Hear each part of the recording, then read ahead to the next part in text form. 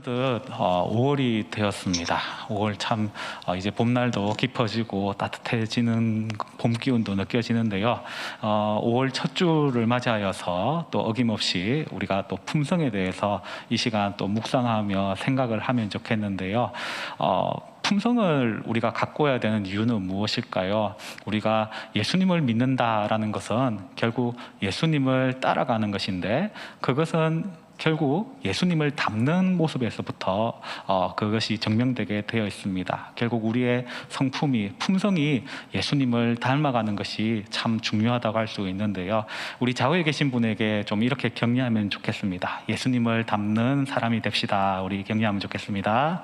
예수님을 닮는 우리 모두가 되었으면 좋겠습니다. 오늘 품성이요, 철저함입니다. 근데 제가 이 철저함 때문에 그냥 눌려버렸습니다.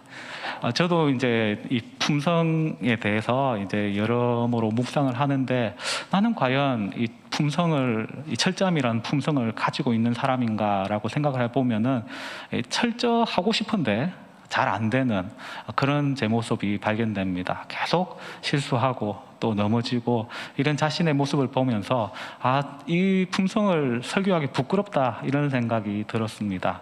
그런데 이 품성을 또 연구하고 묵상하는 동안에 제가 이제 다른 일들을 하면서 이 품성 철저함이 계속 생각이 나는 겁니다. 이거 하면서 내가 철저했나 하면서 한 번 더 보게 되고 한 번 더 보게 되고, 이런 제 자신을 조금은 발전시키려는 그런 모습을 보였는데요. 목사님이나 철저하세요라는 이런 자세로 저를 보지 마시고, 제가 나누는 이 내용들을 우리가 같이 함께 배워가고 닮아가야 할 모습이구나, 이렇게 좀 넓은 마음을 가지고 함께 이 말씀을 들었으면 좋겠습니다. 여러분 혹시 방망이 깎던 노인이라는 수필을 알고 계십니까? 제가 중학교 때에 교과서에 실렸던 수필인데요, 아직도 기억에 남습니다.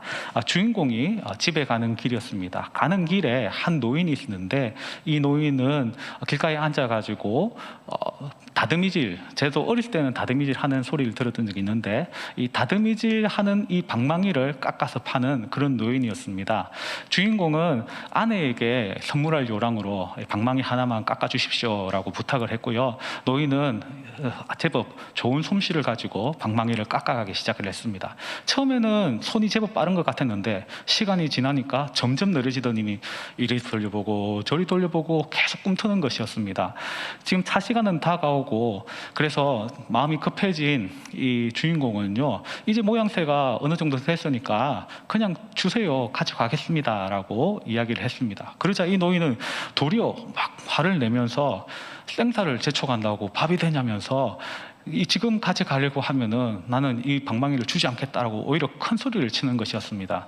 좀 당황스럽기도 하고 화가 났던 주인공이지만은요, 어차피 기다린 거 좀 더 기다리자고 생각을 하고 또 옆에서 방망이 깎는 것을 지켜보았습니다. 물론 속에는 부글부글 불만이 가득 찼었죠.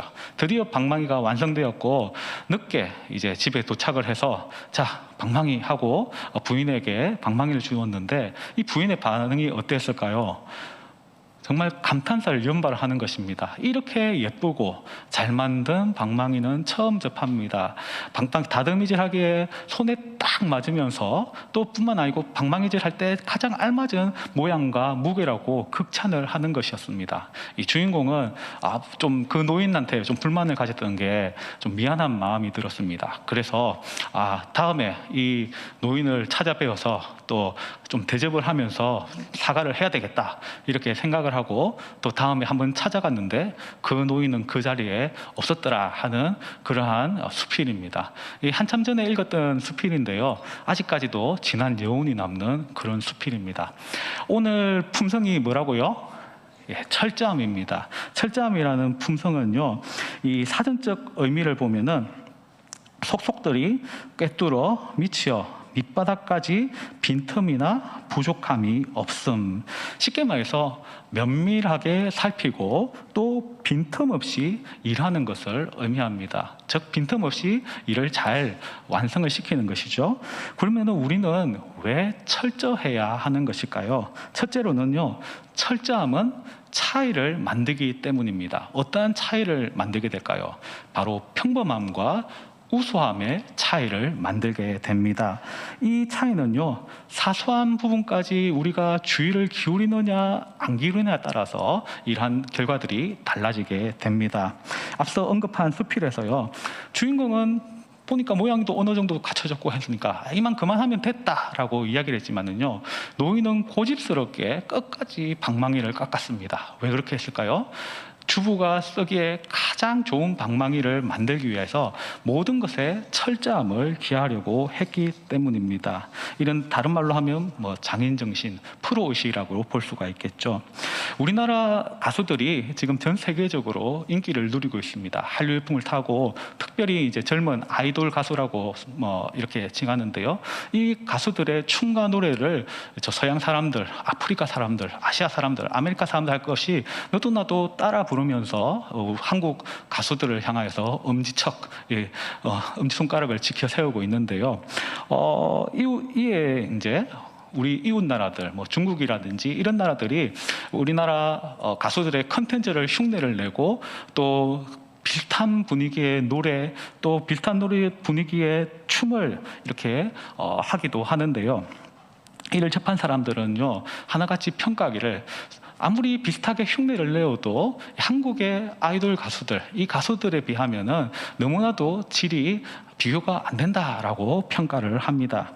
이런 차이의 비결은 무엇일까요? 그것은 아마 한국인들만 가지고 있는 특이한 그 근면성, 그리고 이 아이돌 같은 경우에는 초등학교 때, 또 좀 늦어도 중학교 때부터 발탁을 해서 집중적으로 훈련을 시키는데요. 노래라든지 춤, 이것을 철저하게 훈련시킬 뿐만 아니라 사생활 관리까지 모든 부분을 관리하고 엄청난 양으로 훈련을 시키기 때문에 이 그냥 하루아침에 짠 하고 나타난 가수들이 아니라는 것이죠. 철저하게 관리되고 훈련된 가수이기 때문에 세계에서도 경쟁력을 갖출 수가 있는 것입니다. 세밀한 것까지 철저함을 가지게 될 때에 이처럼 아주 질 높은 그러한 문화 콘텐츠를 생산할 수 있게 되는 것이죠. 우리는 또 왜 철저해야 되는 것일까요? 두 번째로는 하나님께서 철저하시기 때문입니다. 하나님은요, 철저하신데요, 얼마나 철저하시냐면은 자신이 말씀하신 것을 1.1회까지 이 작은 거 하나도, 토시 하나도 놓치지 아니하고 모든 것을 다 이루시는 분이 하나님이신 것입니다. 마태복음 5장 18절 말씀을 우리 다 함께 읽어보았으면 좋겠습니다. 마태복음 5장 18절입니다. 시작. 진실로 너희에게 이르노니 천지가 없어지기 전에는 율법의 1.1획도 결코 없어지지 아니하고 다 이루리라. 그렇습니다. 주님은 말씀하시되 말씀하신 것을 반드시 철저하게 다 이루시는 분이신 것입니다. 요한복음 19장 30절에 보면은 예수님께서 십자가 도상에서 외치는 그 외침이 있습니다. 무슨 외침인 줄 아십니까? 다 이루었다. 다 이루었다. 헬라어로 하면 테텔레스타이라는 그런 외침입니다. 창세기 3장 15절 여자의 후손이 뱀의 머리를 밟을 것이라는 이 원시 복음으로부터 구약에 기록된 예수님에 관한 이 모든 예언들을 예수님께서는 십자가상에서 결국에는 다 완성하셨기 때문에 다 이루었다라고 외치셨던 것입니다. 결국 그 예언들을 이루심으로 말미암아서 우리의 죄의 문제, 사망의 문제, 이 모든 문제들을 십자가 위에서 단 하나도 남김없이 철저하게 다 이루신 분이 바로 우리 예수님이신 것입니다. 또 우리는 왜 철저해야 하는 것일까요? 세 번째로는요, 주님께서 우리에게 철저함을 요구하시기 때문입니다. 마태복음 5장 48절도 우리 함께 읽어보면 좋겠습니다. 마태복음 5장 48절입니다. 시작. 그러므로 하늘에 계신 너희 아버지의 온전하심과 같이 너희도 온전하라. 예수님은 하나님의 말씀을 철저히 따르고 순종함으로 말미암아서 하나님처럼 온전해져야 한다라고 교훈하고 계십니다. 그렇습니다. 철저함은요, 우리가 하나님 앞에서 갖추어야 할 그러한 성품인 것입니다. 그러면은 우리가 지금 성품으로서의 철저함을 보고 있는데 이 성품으로서의 철저함은 과연 무엇을 의미하는 것일까요? 오늘 정의가 이렇게 적혀 있는데 정의를 한번 다 같이 읽어보면 좋겠습니다. 시작. 하나님의 검사와 승인을 받을 자세로 맡은 일 하나하나를 수행하는 것. 하나님의 검사와 승인을 받을 자세로 맡은 일 하나하나를 수행하는 것입니다. 이 세상에는요, 그리스도인이 아니어도 철저하신 분들은 얼마나 많은지 모릅니다. 자신의 일에 큰 성공을 하셨다. 그분들은 그냥 평범한 사람들하고는 차이가 있는 것 같습니다. 정말로 자기 관리, 자기 하는 일들에 대해서 철저하게 잘 하시는 분입니다. 다음 이 사람은 누구일까요? WBC 20세기 위대한 복서 25인의 선정, 라이트 플라이급 세계 챔피언 15차 방어전 성공, 유명호와 함께 80년대 프로복싱의 대흥행을 이끌었던 인물, 누구일 것 같습니까? 예, 지금 들리는 것 같은데 바로 장정구 선수입니다. 저는 솔직히 이제 좀 많이 어려가지고 별로 그 선수가 장정구인지 별로 본 기억은 많이 없습니다. 유명호는 좀 많이 기억나는데 아무튼 장정구 선수가 있습니다. 장정구 선수는요, 이 복싱계에 이제 데뷔를 했을 때에 사실 실력보다는 뭐 파벌, 인맥 이런 것들이 옛날 스포츠계에 좀 비리들이 좀 있지 않았습니까? 그 때문에 자신의 실력에 비해서 좀 묻히는 그런 선수였습니다. 그런데 어떤 기회를 잡게 되었고 프로에 데뷔하게 되었는데요. 그 이후에 계속해서 승리하면서 승승장구하게 되옵니다. 그리고 드디어 WBC 챔피언이었던 일라리오 사파타 이 선수에게 도전할 기회를 받게 되었습니다. 그런데 어떻게 되었을까요? 1대2로 판정패 당하고 말았습니다. 이 이후에 장정구 선수는요, 왜 내가 졌는가를 철저하게 분석하기 시작하는데 자신이 그 챔피언과 대결했던 그 비디오를 몇 번이고 돌려보면서 수십 번, 수백 번을 돌려보면서 왜 졌을까를 분석하기 시작했습니다. 그리고 상대방 선수의 특징들, 어떻게 주먹을 뻗고 또 어떤 습관들을 가지고 있는지까지 면밀하게 살피고 거기에 맞춰서 어떻게 내가 방어를 하고 어떻게 공격할지를 전략을 세우기 시작을 합니다. 그리고 6개월 이후에 재도전을 하게 되는데요. 결과가 어떻게 되었을까요? 일방적으로 몰아붙인 끝에 3라운드 만에 KO승을 거두게 됩니다. 그 후에도 이러한 습관들은 남게 되어서 상대방 비디오를 돌려보고 분석하고 맞추어서 대회에 나가서 항상 승리에 대한 자신감을 가지고 임했다고 합니다. 이런 사람들은 왜 철저한 것일까요? 그것은 아마 큰 성공을 위해서일 것입니다. 또 타인으로부터 인정받기 위해서, 명예나 권력을 위해서, 또 돈을 위해서, 또 자신의 일에 대한 애착이나 열정 때문에 철저함을 가지려고 할 것입니다.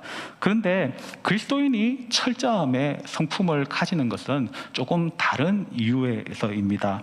바로 오늘 철저함의 정의에서 볼 수 있듯이 하나님의 성인과 검사, 이것이 그리스도인의 철저함의 가장 중요한 포커스라고 볼 수가 있습니다. 하나님의 성인과 검사, 즉 하나님께 인정받기 위해서 우리는 철저함의 성품을 가질 수 있도록 노력해야 하는 것입니다. 오늘 요절 말씀 골로새서 3장 22절 말씀을 함께 읽어보면 좋겠는데요. 골로새서 3장 22절입니다. 시작. 종들아, 모든 일에 육신의 상전들에게 순종하되 사람을 기쁘게 하는 자와 같이 눈가림만 하지 말고 오직 주를 두려워하여 성실한 마음으로 하라. 이 구절은 1차적으로 종들이 상전에게 어떠한 자세로 일을 해야 하는지를 교훈을 하고 있습니다. 종은요, 일을 할 때에 반드시 주인을 만족시켜야 합니다. 만약에 그렇게 만족을 못 시키면 어떤 일이 벌어질까요? 주인이 종을 징계하게 되겠죠. 그런데 항상 그 징계에 대한 두려움 때문에 종이 뜬다고 할지라도 주인이 말하는 것처럼 철저하게 모든 일을 하는 것은 아닙니다. 왜 그럴까요? 주인도 사람이기 때문입니다. 그래서 어느 정도 일에 숙달이 되면은 이 정도만 하면은 주인이 만족한다는 그 선까지도 정해지게 되고요. 또 주인은 종의 모든 상황들을 다 파악할 수가 없기 때문에 종은 얼마든지 요령을 부릴 수가 있습니다. 그래서 종은 이러한 점을 이용해서 일을 대충 하기도 하고요. 주인의 것을 심하면은 횡령하기도 합니다. 본문에서는 이런 태도를 가리켜서 눈가림이라고 표현을 하고 하고 있습니다. 눈가림은요, 헬라어로 하면은 눈을 의미하는 옵달무스라는 단어와 또 종살이, 봉사를 의미하는 둘레이아의 합성으로 되어 있습니다. 즉 주인이 있으면은 열심히 일하는 척하면서 주인이 없으면은 게으름 피우는 그런 태도를 가리킨다고 볼 수가 있습니다. 그런데 우리 그리스도인들은 일터에 있어서 일을 할 때에 이러한 모습을 가져서는 안 된다는 것이죠. 왜 그럴까요? 사람을 향하여서는 우리가 눈가림으로 적당하게 맞춰줄 수 있을지 모르지만은 하나님은 이 모든 것을 다 보고 계시기 때문입니다. 그래서 본문에서는 오직 주를 두려워하여 성실한 마음으로 하라라고 교훈하고 있는 것입니다. 우리는 왜 철저하지 않을까요? 철저하지 않은 이유는 힘들기 때문입니다. 여러분, 철저한 게 얼마나 힘든 줄 아십니까? 그런데 결국에는 힘들기 때문에 이 철저함의 반대 개념인 적당주의, 즉 적당하게 하고 넘어가려는 유혹을 우리는 언제나 받게 되는 것입니다. 그렇지만은 고린도전서 4장 2절은요, 맡은 자에 구할 것은 충성이다라고 분명하게 말씀해주고 있습니다. 오늘 본문 골로새서 3장 23절부터 24절 말씀을 함께 읽어보도록 하겠습니다. 시작. 무슨 일을 하든지 마음을 다하여 주께 하듯 하고 사람에게 하듯 하지 말라. 이는 기업의 상을 주께 받을 줄 아나니 너희는 주 그리스도를 섬기느니라. 제가 종종 말씀을 드리는데요, 그리스도인의 부르심에는요 크게 세 가지 부르심이 있습니다. 첫 번째 부르심이 뭘까요? 바로 구원으로의 부르심입니다. 하나님께서는 우리를 구원하시기 위하여 우리를 불러주셨습니다. 은혜로 불러주신 것이죠. 두 번째 부르심은 무엇입니까? 바로 거룩으로의 부르심이죠. 하나님께서는 우리를 부르신 목적 자체가 단순히 구원하기 위한 것뿐만 아니라 구원받은 자로서 거룩한 삶을 살도록 우리를 불러주십니다. 그렇기 때문에 주님은 이렇게 말씀하시죠. 내가 거룩하니 너희도 거룩하라. 마지막 세 번째 부르심은 무엇일까요? 그 세 번째 부르심은 바로 사역으로의 부르심입니다. 주님께서는 우리를 부르시되 바로 주님의 사역에 동참하도록 불러주시는 것입니다. 하나님께서는 모세를 부르셔서 노예살이를 하고 있는 이스라엘 백성들을 해방시키고 출애굽하는 데 사용하셨습니다. 또한 하나님께서는 이사야, 에스겔, 예레미야 같은 선지자를 부르셔서 그들이 사역하게 하여 주셨고요. 예수님께서는 베드로, 야고보, 요한 같은 자를 부르셔서 제자로 세우셨습니다. 또 사도 바울을 부르셔서 이방인의 사도로 세우셨던 것입니다. 칼빈은요, 사역으로부터 부르심이 이 성직자나 교회의 사역으로만의 부르심이 아니라 모든 직업에 해당하는 것으로 보고 있습니다. 직업 소명설 여러분 들어보셨습니까? 칼빈은 말하기를 모든 직업은 하나님의 거룩한 부름에 의한 거룩한 직업이다라고 말하고 있습니다. 하나님께서는 우리에게 직업을 주셨고 또 할 일을 주셨기 때문에 우리가 맡은 것은 누가 주신 거죠? 맡은 일, 직업은 누가 주신 거죠? 바로 하나님이 주신 일입니다. 그렇기 때문에 결국 그 일들은 모두 다 하나님의 것이라는 것입니다. 그렇기 때문에 23절 앞서 읽었던 말씀에서는요, 무슨 일을 하든지 마음을 다하여 주께 하듯 하라라고 교훈하고 있는 것입니다. 또 자신의 맡은 일이지 않습니까? 종이 주인에게 해야 될 일들이 당연히 해야 할 일인데 이야기에 대해서 주님께서는 어떻게 하냐면은 기업에 상을 주신다. 이게 무엇이냐면은 보수, 쉽게 말해서 하나님께서 월급 주신다는 이야기입니다. 내가 할 일을 했을 뿐인데 하나님의 일을 하게 된 것이고, 그래서 그 기업의 상, 보수를 하나님이 해주신다라고 교훈을 하고 있는 것입니다. 그리고 단지 주인을 섬겼을 뿐인데 너희는 주 그리스도를 섬긴다라고 또 묘사를 하고 있습니다. 즉 우리가 하는 모든 일들이 바로 주님을 섬기는 일이라는 것입니다. 우리가 맡은 일, 하는 일, 그것이 무엇이든지 주님의 것이란 것을 기억하기를 바랍니다. 그러므로 우리는 적당히 대충 해서는 안 되고 철저하게 충성을 다해서 그 사명을 감당할 수 있어야 할 것입니다. 그렇다면은 우리는 어떻게 하면은 철저함을 실천할 수 있을까요? 오늘 5가지 실천 사항이 있는데요. 제가 한 가지 조금 더 추가를 해서 6가지 실천 사항을 간략하게 한번 살펴보도록 하겠습니다. 먼저 첫 번째와 두 번째를 실천 사항을 한번 읽어볼까요? 시작. 일을 계획한다. 낱낱이 기록하여 빠뜨리지 않는다. 첫 번째를 보시면요. 일을 계획한다입니다. 철저함을 이루기 위해서는 계획이 너무나도 중요합니다. 성경 인물 중에서 여러분들이 생각할 때 리더십이 가장 뛰어난 탁월한 인물 누구입니까? 성경 인물 중에서 제가 생각할 때는 느헤미야가 아닌가 생각을 해봅니다. 느헤미야는 당시 패배의식 가운데 있었던 예루살렘 주민들을 동원을 해서 성벽 공사를 완공을 하는데요.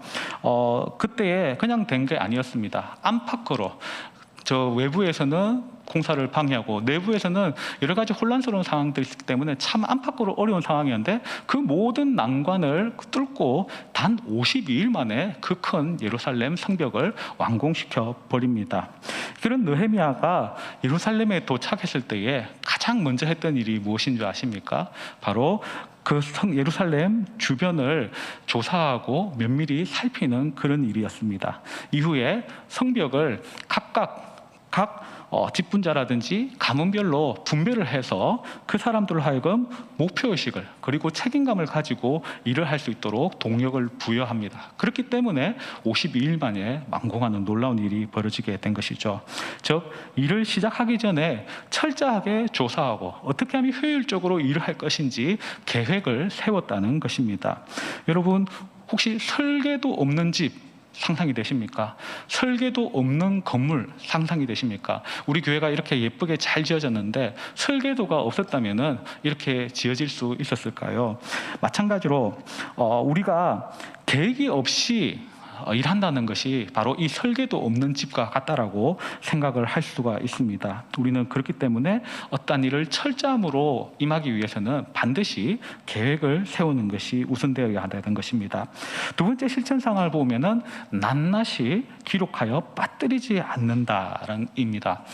여러분 이런 명언을 들어보신 적이 있습니까? 뚜렷한 기억보다 희미한 잉크 자국이 더 명확하다. 뚜렷한 기억보다 희미한 잉크 자국이 더 명확하다. 그만큼 기록이 중요하다는 말입니다. 다음 예언은 한 번쯤 한번 들어보셨을 텐데요. 1953년 예일대 연구팀에서 이 졸업을 앞둔 졸업생들을 두고 한 가지 설문조사를 했습니다. 이 질문은 이렇습니다. 지금 현재 당신은 구체적인 목표를 글로 써서 소지하고 계십니까?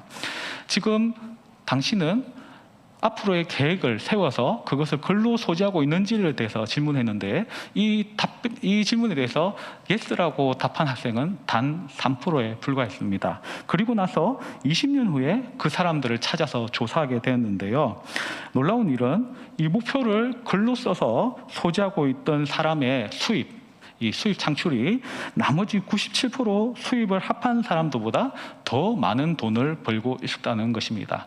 또 하버드 대학에서도 이제 비슷한 설문조사를 했는데요. 그 설문에서 3%는 글로 써져 있는 구체적인 비전을 가지고 있었고 13%는 마음속으로나마 이런 비전을 가지고 있었고요. 그리고 나머지 84%는 비전이 없었다고 합니다. 역시 세월이 지나서 다시 조사하게 되니까 마음속으로나마 목표를 가지고 있었던 13%는요, 목표가 없었던 나머지 84%보다 수입이 2배에 달하는 것으로 조사가 되었습니다. 그리고 목표를 가지고 계획을 세웠던 3%는요, 나머지 97% 사람들의 수입의 합계에 한 것보다 10배나 더 많은 돈을 벌고 있었다는 것입니다. 기록이라는 것은 이처럼 엄청난 차이를 낳을 수 있다는 것이죠. 기록은요, 결국에는 목표를 또 목표와 계획에 대해서 우리가 지속적으로 관심을 가질 수 있도록 만들어주는 역할을 하고요. 또 이를 구체화시키고 이를 실현시키기 위해 우리가 행동하도록 동력을 부여합니다. 그렇기 때문에 우리가 철저하려면은 우리는 목표와 계획을 세우고 그것을 기록하는 습관을 가질 필요가 있는 것입니다. 자, 그러면 세 번째, 네 번째 실천 사항을 한번 읽어보면 좋겠는데요. 한번 읽어주시겠습니까? 시작. 책임감.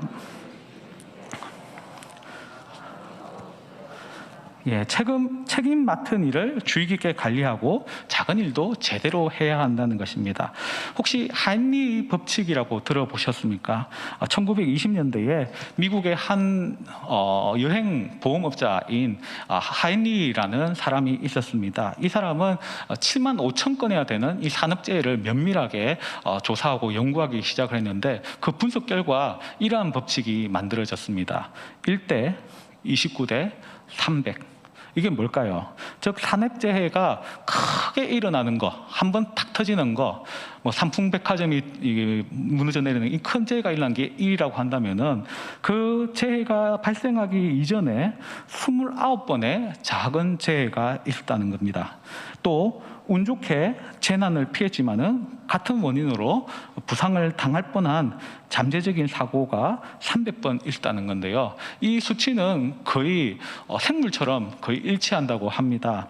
앞서 삼풍백화점 예를 들었는데요. 1995년 우리 국민들의 마음을 아프게 했던 이 삼풍백화점이 붕괴하기 전에 그것은 그냥 잘 있다가 무너진 게 아닙니다. 그 전에 어떤 일이 있었냐면은 천장에 금이 가거나 옥상 바닥에 손상이 가는 등 수많은 작은 징후들이 나타났다고 합니다. 그런데 그 300분의 이 잠재적인 사고에 대해서 조치를 전혀 취하지 않았습니다. 그리고 붕괴 사고가 발생하기 직전부터는요, 에어컨 진동 때문에 민원들이 계속 들어오게 되었고요, 벽에 이제 균열이 막 생겨가지고 붕괴 위험이 있다, 사람들이 계속해서 항의하고 신고하고 또 전문가의 진단이 있었는데 그럼에도 불구하고 백화점 측에서는 이를 무시해버렸다고 합니다. 29번의 작은 사고이죠. 그런데 별 다른 대책을 취하지 않았기 때문에 결국 그 당시에 1000명이 넘는 많은 사상자를 내는 큰 대형 사고가 일어났던 것입니다. 제가 그때 그 논술 이런 거 쓰면은 항상 예를 드는 게 삼풍백화점, 뭐 성수대교 붕괴 뭐 이런 거 썼었거든요. 항상 소재가 되었던 내용이기도 했습니다. 이 하인리 법칙에 따르면 사소한 것이 큰 사고로 이어진다. 또 작은 사고는 거기에 그치지 않고 연쇄적인 사고로 이어지기 때문에 그 이전에 작은 것이 발생했을 때에 사전에 이 부분을 해결해야 한다는 것을 교훈을 하고 있는 것입니다. 즉 우리는 철저함의 자세를 가질 때에 사소한 것이라고 작은 사고라고 무시해서는 안 된다는 것입니다. 특히 예수님께서는 항상 작은 것에 관심이 많으신 분이었습니다. 주님은 말씀과 계명 중에서 작은 것이라고 무시하는 사람은 천국에서 작은 자로 여길 것이라고 말씀합니다. 또 지극히 작은 것에 충성된 자는 큰 것에 충성된 자라고 여기고 지극히 작은 것에 불의한 자는 큰 것에도 불의한 자로 여기십니다. 또 적은 일에 충성하는 자에게는 많은 것을 맡기시고 주인의 즐거움에 참여할 것이라고 말씀하십니다. 또 지극히 작은 자의 하나에게 한 것이 예수님을 향하여 한 일이라고 하셨습니다. 예수님은 이처럼 작은 것, 사소한 것, 소인 이 모두를 향하여서 철저하게 관심을 가지셨습니다. 그러므로 우리는 사소하고 작은 일에 있어서도 철저하게 대할 수 있어야 할 것입니다. 여기에 나와 있지 않지만은 5번째 실천 사항은요, 동력하라입니다. 전도서 4장 12절은 이렇게 말씀하고 있습니다. 한 사람이면 패하겠거니와 두 사람이면 맞설 수 있나니 세 겹줄은 끊어지지 아니하느니라. 사람마다 장단점이 있죠. 잘하는 부분이 있으면 부족한 부분이 있습니다. 우리는 모든 부분에 철저해서 다 잘하고 싶지만은 사실 우리의 한계 때문에 그러지 못합니다. 어떤 사물을 보더라도 내가 보는 관점과 다른 사람이 보는 관점은 차이가 납니다. 그리고 내가 보면서 놓치는 부분을 상대방이 발견하는 경우가 있고 상대가 보면서 놓치는 부분을 내가 발견할 수도 있습니다. 그래서 동력할 때의 시너지 효과를 통해서 또 철저하게 이 사물들을 파악하고 동력으로 일을 준비하고 진행할 수가 있는 것입니다. 이처럼 동력함이 철저함을 이룰 수 있는 비결임을 알고 우리는 동력함으로 철저함을 갖추어 나가야 되겠습니다. 마지막 6번째 한번 읽어볼까요? 시작. 기도로 메운다. 이게 무슨 말일까요? 마지막 실천 사항은요, 기도로 메운다입니다. 제가 학창 시절에 초등학교 때부터 고등학교 때 공부 잘하는 학생들, 소위 말하는 전교 1등 하는 학생들의 성적표들을 대충 살펴보니까 초등학교 때는 평균이 한 98점에서 100점 정도, 거의 만점 가까이 먹습니다. 근데 중학교 가면은 한 96점에서 98점 사이가 많았던 것 같습니다. 그런데 고등학교 가니까 95점도 못 넘기고 이제 90점대 초반대에서부터 또 80점대 후반인데 전교 1등을 하는 경우가 있었습니다. 왜 그런 것일까요? 왜 초등학교에서 고등학교로 갈수록 틀리는 문제가 많아지는 것일까요? 참고로 그 친구들 다 서울대에 갔던 친구들입니다.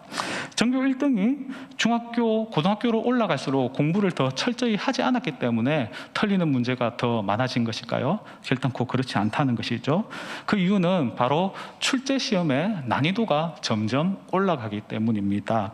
결국 아무리 학생이 철저하게 시험을 준비한다고 해도 출제자가 마음 먹게 되면은 학생이 틀리도록 난이도를 올릴 수 있다는 것이죠. 즉 아무리 공부해도 놓치는 부분이 있고 틀리는 문제가 생긴다. 즉 빈틈이 발생한다는 이야기입니다. 우리가 맡은 일들도 마찬가지입니다. 내가 나름대로 정말 철저하게 준비한다고 해도 아무리 계획하고 그것을 기록하고 주의 깊게 관리하고 작은 일에 신경을 쓴다고 해도 빈틈이 생긴다는 이야기입니다. 여기에서 중요한 것이 바로 동력인데, 특별히 이 동력 부분보다 더 중요한, 우리가 정말로 의지해야 될 하나님을 바라보는 것이 필요한 것입니다. 그 비결이 무엇입니까? 바로 기도라는 것입니다. 우리의 주인 되신 하나님, 그리고 지혜와 능력의 근원 되신 하나님께 은혜를 구하고 우리의 부족한 부분들을 채워주시기를 간구해야 하는 것입니다.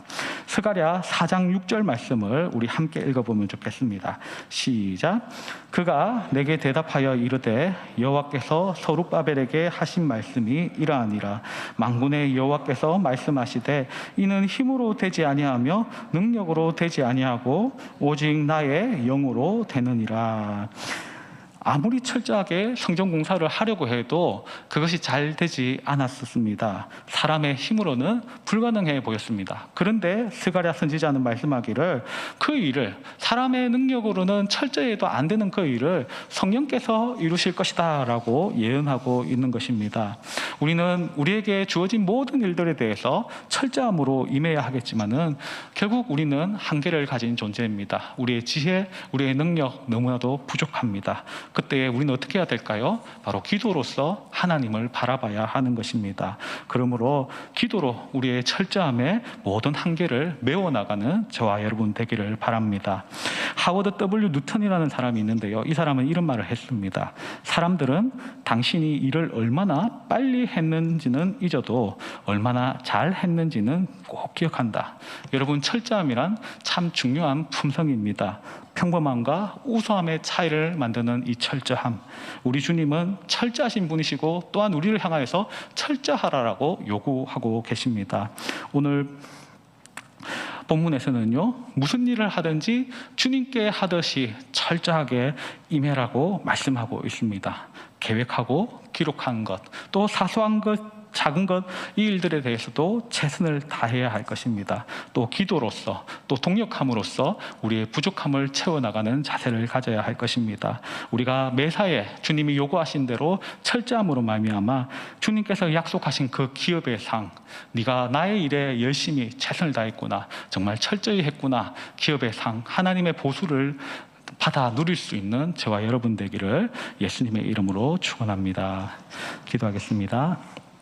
귀하고 복되신 아버지 하나님, 참으로 감사합니다. 오늘 주님의 은혜 가운데 또 공동회의가 잘 진행되게 하시고 또 오후의 시간들을 허락하여 주셔서 또 주님의 말씀을 듣기 위하여 또 예배하게 하여 주신 것 참으로 감사합니다. 주님, 우리가 참으로 그리스도를 닮는 자들 되게 하시고 또 주님의 성품을 닮는 자들 되게 하여 주시옵소서. 철저함, 참으로 우리가 무슨 일을 하든지 간에 매사에 죽게 하듯 임할 수 있도록 우리를 도와주시옵소서. 그러나 우리가 참 부족하고 게으르고 적당히 하려는 그런 자세를 가질 때가 많은데요, 우리 성령께서 우리를 도우시고 힘주셔서 이 모든 유혹을 물리치게 하여 주시고 말씀에 순종함으로 모든 일들에 철저함으로 임함으로 말미암아 하나님이 베푸시는 기업의 상을 누릴 수 있는 주의 자녀들 될 수 있도록 은혜를 베풀어 주시옵소서.